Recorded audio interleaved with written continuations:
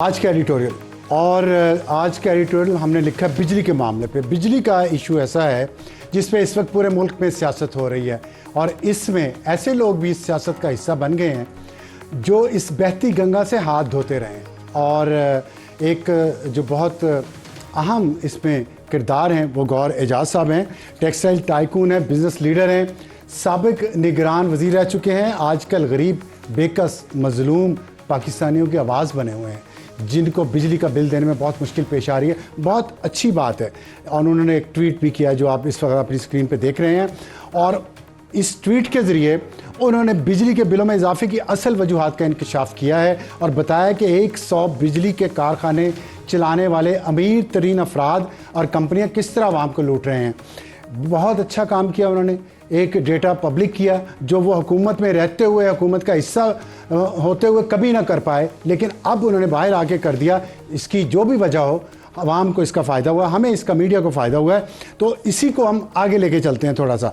उन्होंने ये ऐलान किया है कि वो आज ऐलान किया है कि वो इस लूट मार का हिसाब लेने के लिए सुप्रीम कोर्ट जा रहे हैं और अपने पैसे से फोरेंसिक ऑडिट भी करवाएंगे। हम 24 करोड़ आवाम के तवस्सुस से 40 IPP मालिकान के ख़िलाफ़ मुकदमा दायर करेंगे। अब ये बात बहुत अच्छी है कि 101 जो हैं वो प्राइवेट सेक्टर के बिजली के कारखाने जिन्होंने लगाए हुए हैं, लेकिन उनमें से 40 के ख़िलाफ़ ये सिर्फ जा रहे हैं। सवाल तो पैदा होता है ना, आगे चलते हैं। और इसमें उन्होंने कहा कि फोरेंसिक ऑडिट में मैं ऑडिट भी करवाऊँगा, उसमें क्या क्या शामिल होना चाहिए हम आपको बताते हैं, क्योंकि हम इस जिहाद में गौहर एजाज साहब के साथ हैं, क्योंकि उनकी बात ठीक है लेकिन एक छोटे से फ़र्क के साथ। और फ़र्क यह है कि वो आधा सच बोल रहे हैं और आधा सच छुपा रहे हैं जो टेक्सटाइल मिल मालिकान के बारे में है, क्योंकि खुद टेक्सटाइल टाइकून हैं। और इन 40 जिनको वो लेके जा रहे हैं, जिनका मैं उनसे सवाल ये पूछना चाहता हूँ, इनमें क्या वो 40 लोगों में वो टेक्सटाइल मिल मालिकान भी हैं जिन्होंने कैप्टिव पावर पॉलिसी के तहत पावर प्लांट्स लगाए और फिर बिजली बेची और उसमें उनको कितना फ़ायदा हुआ सबको? आए ज़रा इस पर हम रोशनी डालते हैं। असल बात यह है कि एक तो IPP का मुआहिदा हुकूमत ने किया था, एक मुआहिदा और किया था, वो था कैप्टिव पावर प्रोड्यूसर्स का मुआहिदा जो उन टेक्सटाइल मिल मालिकान के साथ किया था जिन्होंने ये वादा किया कि आप हमें सस्ती गैस दें, हम अपनी सस्ती बिजली बनाएंगे और फिर हमारी प्रोडक्ट सस्ती होगी, हम बाहर भेजेंगे, बरामदात बढ़ाएंगे, हमारी बरामदात की इंटरनेशनल मार्केट में कीमत कम होगी और हम पाकिस्तान के ज़र मुबादला में बेपना इजाफा कर देंगे। ये मुआहिदा हुआ 2012-13 में, आज से 10 साल पहले। और उसके नतीजे में क्या हुआ आए आपको बताते हैं। टेक्सटाइल मिल मालिकान को जो सब्सिडी दी गई इन 10 सालों में, एक साल 2013 से सस्ती गैस की मद में तमाम बड़े टेक्सटाइल मिल ओनर्स को गैस 686 रुपये फ़ी MMBTU मिलती थी। दूसरे लोगों को गैस 1300 से 16 रुपये फ़ी MMBTU मिलती थी। इसका मतलब यह है कि जैसे आप 1 लीटर पेट्रोल नापते हैं या 1 किलोग्राम कोई चीज़ नापते हैं, इस तरह गैस को नापने का जो पैमाना है वो MMBTU है। लेकिन हुकूमती पावर प्लांट को यही गैस 1000 रुपये मिलती थी। इनको सस्ती गैस दी गई ताकि सस्ती बिजली बनाएं। और ये कितना पैसा था? एक महीने में तकरीबन 19 अरब रुपया उन टेक्सटाइल मिल मालिकान को सब्सिडी जाती थी जो अपनी बिजली बनाते थे और अपने ही कारखाने में, अपनी मिल में इस्तेमाल करते थे और फिर आगे बढ़ जाते थे। एक साल में मिल मालिकान को 232 अरब रुपये का फ़ायदा घर बैठे हो गया। और हुकूमत ने, ये कितना पैसा होता है? इतना पैसा होता है कि हुकूमत ने अभी जो 200 यूनिट बिजली इस्तेमाल करने वालों को 3 महीने के लिए सस्ता पैकेज दिया है वो 50 अरब रुपए का, जिससे 3 महीने तक 2 करोड़ 25 लाख घरानों या 94% बिजली इस्तेमाल करने वालों को फ़ायदा होगा। यानी कि एक साल में दी गई रायत से 94% पाकिस्तानी गरीबों के घर का बल्ब और पंखा सस्ती बिजली से 1 साल 2 महीने तक चल सकता था। ये 1 साल जो टेक्सटाइल मिल ओनर्स को सब्सिडी दी गई। या आप समझ लें कि एक साल में 3 जिनाह मेडिकल कॉम्प्लेक्स जो अभी इस्लामाबाद में इफ्तिताह हुआ है, ऐसे 3 हॉस्पिटल बन सकते थे। ये सिलसिला 10 साल से चल रहा है और टेक्सटाइल मिल मालिकान को 10 साल में 2320 अरब रुपए यानी 9 अरब डॉलर का फ़ायदा। कहीं आपने सुनी है ये खबर? किसी TV चैनल पे, किसी ट्वीट में आपको ये सारी तफसीलात नज़र नहीं आएंगी।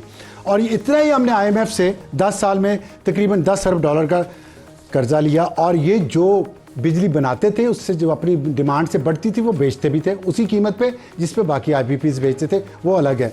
और बरामदात में इजाफा बड़ी दिलचस्प बात है। देखें आप, ये इकनॉमिक सर्वे पाकिस्तान का डेटा है।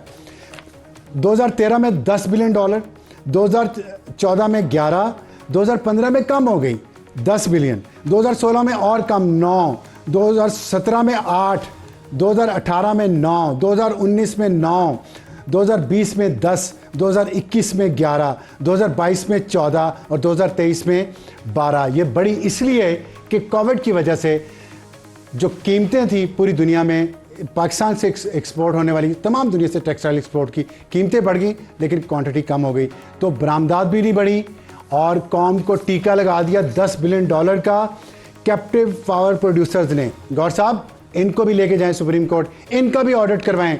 टेक्सटाइल मिल ओनर्स ने जो गैस की सब्सिडी से कमाया, क्या वो कमाना उनका हक था या वो गरीब के मुंह से निवाला छीन के आप लोगों के ड्राइंग रूम में नए क्रिस्टल पीसीज आए? आज की टॉप स्टोरी, हुकूमत ने PTI को एक दफ़ा फिर मुज़ाकरात की दावत दी है, लेकिन समझ नहीं आ रही कि मुज़ाकरात होंगे या खड़ाक होगा हुकूमत और PTI के दरमियान।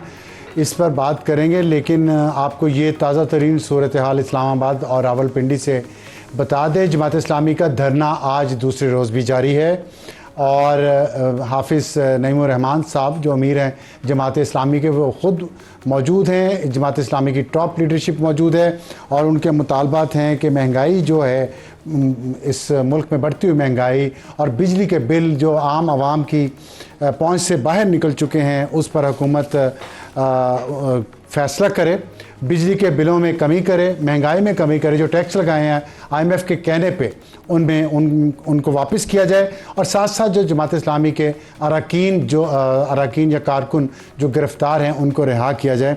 लेकिन जो सबसे बड़ी ख़बर है, जैसे मैंने आपको बताया, कि वो ये है कि आज नून लीग ने फिर PTI को मुज़ाकरात की दावत दी है और ये उसके फ़ौरन बाद है जब खान साहब ने जनरल आसिम मुनीर को ये कहा है, फ़ौज को ये कहा है कि आप न्यूट्रल हो जाएं और इस हुकूमत का साथ देना छोड़ दें, हमें ज्वाइन। आज की टॉप स्टोरी, हुकूमत ने PTI को एक दफ़ा फिर मुज़ाकरात की दावत दी है, लेकिन समझ नहीं आ रही कि मुज़ाकरात होंगे या खड़ाक होगा हुकूमत और PTI के दरमियान।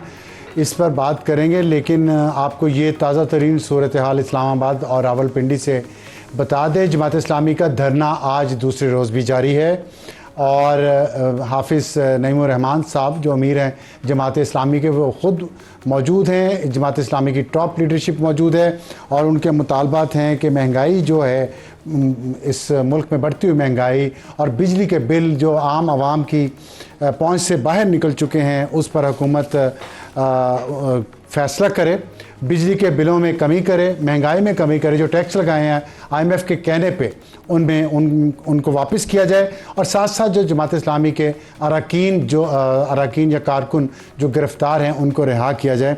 लेकिन जो सबसे बड़ी ख़बर है, जैसे मैंने आपको बताया, कि वो ये है कि आज नून लीग ने फिर PTI को मुज़ाकरात की दावत दी है और ये उसके फ़ौरन बाद है जब खान साहब ने जनरल आसिम मुनीर को ये कहा है, फ़ौज को ये कहा है कि आप न्यूट्रल हो जाएं और इस हुकूमत का साथ देना छोड़ दें।